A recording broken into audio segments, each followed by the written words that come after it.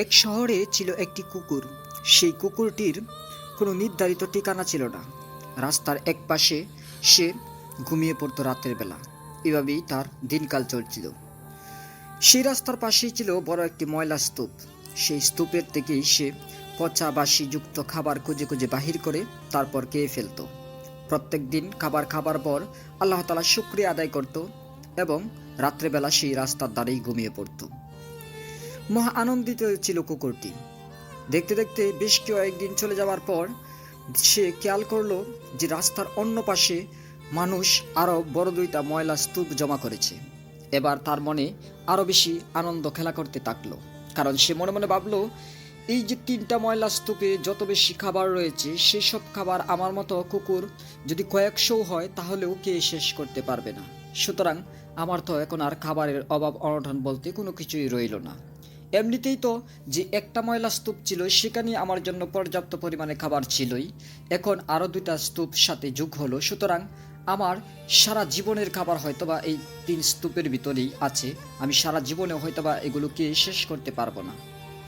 এরকমটা ভেবে সে যখন মহা আনন্দিত হয়ে উঠল, তখন থেকেই তার মনের যে আল্লাহ তাআলার শুকরিয়া করার একটা ইচ্ছা ছিল, প্রত্যেকদিন খাবার খাবার পরে যে আল্লাহ তাআলার শুকরিয়া আদায় করত, সেটা আদায় করতে সে ভুলে যায় বা একটু অনিচ্ছুক হয়ে পড়ে।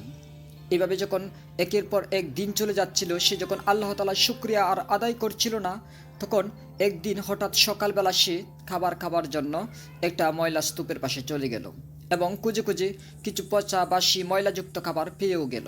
তারপর সেখানে যখন মুখ লাগাতে যাবে, তখন তার নাকের ভিতরে এমন তীব্র একটা পচা গন্ধ আসলো, যেটা তার নাকের ভিতর চলে যাবার পর অনেক বেশি অস্বস্তি বোধ করতে থাকলো। সে সেখান থেকে লাফ দিয়ে ছিটকে দূরে সরে গেল। সে মনে মনে ভাবলো, এটা হয়তোবা অনেক বেশি পচে গিয়েছে, এই জন্য আমার কাছে এতটা দুর্গন্ধ লাগছে। সুতরাং আমি অন্য কোনো খাবার খুঁজে বাহির করি। সে এই ময়লা স্তূপ থেকে একে একে বেশ কয়েকবার খাবার খুঁজে বাহির করলো, আর যতবার সে খাবারের কাছে যেতে চায় তখনই সে এই তীব্র গন্ধটা তার নাকে এসে লাগে। তখন সে আর খাবার খেতে পারে না। সে মনে মনে ভাবলো, হতে পারে যে এই ময়লা স্তূপে মানুষ এমন বিষাক্ত কিছু একটা ফেলে দিয়েছে, এই কারণে এই খাবারগুলো এরকম দুর্গন্ধ হয়ে গিয়েছে। আমি রাস্তার ওই পাশটায় চলে যাই। তারপর সে হাঁটতে হাঁটতে রাস্তার ওই পাশে যে আরও দুটা ময়লা স্তূপ ছিল সেখানে চলে গেল। তারপর একে একে দুইটা স্তূপে সে খাবার খুঁজতে থাকলো এবং অসংখ্য খাবার পেয়ে গেল, কিন্তু কোনো খাবারেই সে মুখে তুলতে পারতেছে না। এবার সে মনে মনে ভাবছে, কি হলো এটা আমার আমার চোখের সামনে খাবারের কোনো অভাব নেই, কিন্তু আমি খাবার খেতে পারছি না।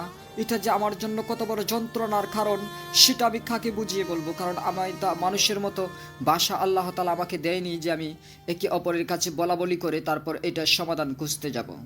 সে তখন মনস্থির করলো, যত গন্ধই থাকুক, আমাকে যদি বেঁচে থাকতে হয় তাহলে এই খাবার আমাকে খেতেই হবে। তখন সে একটা খাবার খুঁজে বাহির করে চোখ বন্ধ করে সেই খাবারটা মুখে দিতে গেল। যখন সে খাবারের খুব কাছাকাছি চলে গেল, তখন তার নাকের ভিতরে এমন ব্যবসা তীব্র দুর্গন্ধ লাগলো যে সে বমি করে দিল। একেই তো খাবার খেতে পারছে না, তারপরে যখন বমি আসলো তখন সে আরও ক্লান্ত হয়ে গেল এবং সেই গন্ধ তাকে অনেক বেশি অস্থির এবং উন্মাদ করে তুলল। এবার সে ধীরে ধীরে নিস্তেজ হতে থাকলো। সে ময়লার পাশ থেকে দূরে সরে গেল এবং এক জায়গায় শুয়ে পড়ে মনে মনে ভাবছে, হে প্রভু, আমি কি অন্যায় করেছি, আমি কি পাপ করেছি জানি না, কিন্তু আমার চোখের সামনে এত বেশি খাবার থাকার পরেও আমি খেতে পারছি না। এইটা তোমার কোন ধরনের শাস্তি, কিসের শাস্তি, কেন আমাকে দিচ্ছ? আমি কিছুই জানি না। মনে মনে সে আর্তনাদ করতে থাকলো, রুদন করতে থাকলো, প্রভুর কাছে প্রার্থনা করতে থাকলো। তখন তার চোখের সামনে ভেসে আসলো একটি ফেরেশতা। সে একটা কুকুরের রূপ ধরে এসে বলছে, হে কুকুর, অন্যায় করেছো তুমি, পাপ করেছো তুমি, আর দোষ দিচ্ছ আল্লাহ তাআলাকে। এটা কি করে হয়?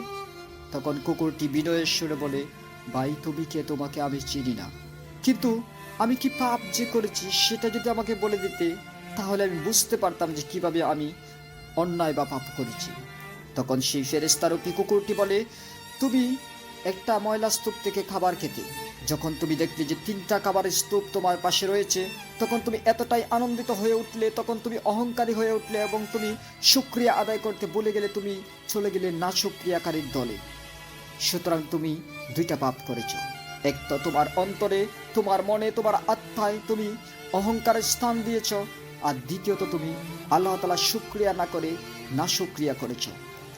তখন কুকুরটি বলে, ভাই, তুমি যেহেতু আমার মনের গোপন পাপের কথা জানো, হয়তোবা তুমি আল্লাহ তাআলার পক্ষ থেকে এসেছো, তুমি আমাকে একটু কষ্ট করে বলে দাও, এই দুই পাপ থেকে আমি কিভাবে মুক্তি লাভ করতে পারবো।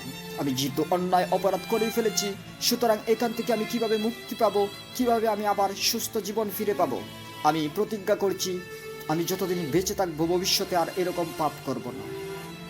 তখন সেই ফেরেশতাটি বলে যে, তুমি ঠিকই ধরেছো, আমি আল্লাহ তাআলার পক্ষ থেকে এসেছি, আমি একজন ফেরেশতা, কিন্তু কুকুরের রূপ ধরে এসেছি তোমার বাসায় যেন তোমাকে আমি বোঝাতে পারি। এই কারণে তুমি যদি মনে মনে তাওবা করে আল্লাহ তাআলার কাছে ক্ষমা প্রার্থনা করো, আর যদি ভবিষ্যতে এরকম পাপ না করো, তাহলেই তোমার রিজিকের ব্যবস্থা আবারও হয়ে যাবে।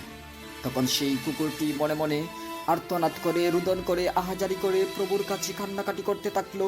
বলল যে, প্রভু তুমি রহমানুর রাহিম, তুমি গাফফারুর রাহিম, তুমি অবশ্যই ক্ষমাশীল, তুমি অবশ্যই দয়াশীল, তুমি অবশ্যই দয়ার সাগর, তুমি দয়া করে আমাকে ক্ষমা করে দাও, আমি আর জিন্দিগিতে এরকম পাপ আর কোনোদিন করব না। তখন আল্লাহ তাআলা তাকে ক্ষমা করে দিল। দেখতে দেখতে একটা মানুষ হাতে কিছু পচা বাসি খাবারের একটা প্যাকেট নিয়ে আসলো, সেটা এসে সেই ময়লা স্তূপে ফেলে দিল।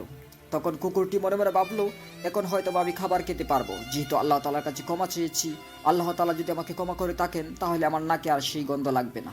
আর যেহেতু একজন মানুষ কিছু নতুন জিনিস ফেলে গিয়েছে, হয়তোবা এটাতে আর গন্ধ নাও থাকতে পারে। তখন সেই কুকুরটি গিয়ে যখন সেই খাবারে মুখ দিল, তখন আর সেই দুর্গন্ধ তার নাকে এসে লাগলো না। তো ফ্রেন্ডস, এখান থেকে আমরা বুঝতে পারি যে আমরা যদি মানুষ, যেহেতু আমরা সৃষ্টি সেরা আশরাফুল মাখলুকাত, আল্লাহ তাআলা আমাদেরকে দিয়েছেন একটা সুস্থ সঠিক জ্ঞান, আমাদেরকে দিয়েছেন বিবেক, এবং আমাদেরকে দিয়েছেন পবিত্র কোরআন শরীফের মতো বিশাল এক কিতাব। সুতরাং আমরা বুঝতে পারি যে আল্লাহ তাআলা কোনগুলোতে আদেশ করেছে, কোনগুলোতে নিষেধ করেছে। হুজুর পাক সাল্লাল্লাহু আলাইহি ওয়াসাল্লাম নিজেই বলে গিয়েছেন যে অহংকার এমন একটা জিনিস, যে অহংকার করলো সে যেন আল্লাহ তাআলার চাদর নিয়ে টানাটানি করলো।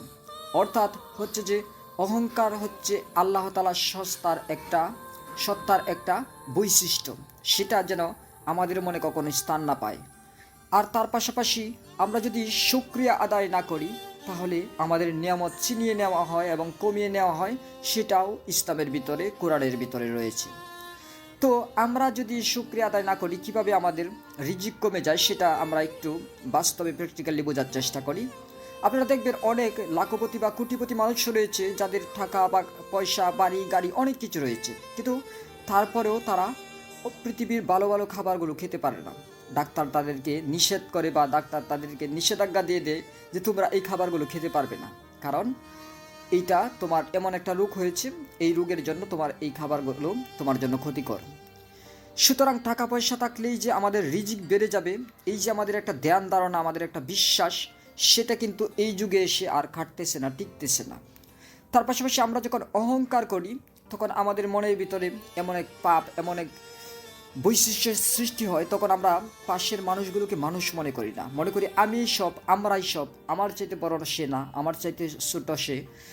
এইরকম পাপ যখন মনের ভিতরে সৃষ্টি হয়, তখন সমাজে ঝগড়া, ফাসাদ, কলহ, দ্বন্দ্ব সৃষ্টি হয়। সো এই দুইটা পাপ যদি আমরা করি, তাহলে আমাদের রিজিক অবশ্যই আল্লাহ তাআলা কমিয়ে দিবেন, আমাদের নিয়ামত ছিনিয়ে নেবেন। এটা ইসলামের অন্যতম একটা বার্তা। আমরা যেন এই দুইটা পাপ থেকে মুক্ত থাকতে পারি। আমরা যদি এই পাপগুলো করি, তাহলে কুকুরের মতো হয়তো বা ফেরেশতা এসে আমাদের সামনে বলে যাবে না যে তোমাদের রিজিক কমে গিয়েছে, তোমাদের রিজিক ফুরিয়ে এসেছে, তোমাদের রিজিক কমানো হয়েছে। কিন্তু আমাদের জীবনে যেটা ঘটবে, সেটা আমাদের বিশ্বাস রাখতে হবে। আজকে আমার এই ছোট্ট গল্প থেকে আমি যেটা বোঝাতে চেষ্টা করেছি, জানি না কতটুকু পেরেছি। অবশ্যই আপনাদের মহামূল্যবান মতামত কমেন্টস আকারে জানিয়ে যাবেন। আপনি যদি আমাদের নতুন শ্রোতা দর্শক হয়ে থাকেন, তাহলে চ্যানেলটি সাবস্ক্রাইব করে বেল আইকন প্রেস করে রাখবেন, তবে নিত্য নতুন ভিডিও সবার আগে পেয়ে যাবেন।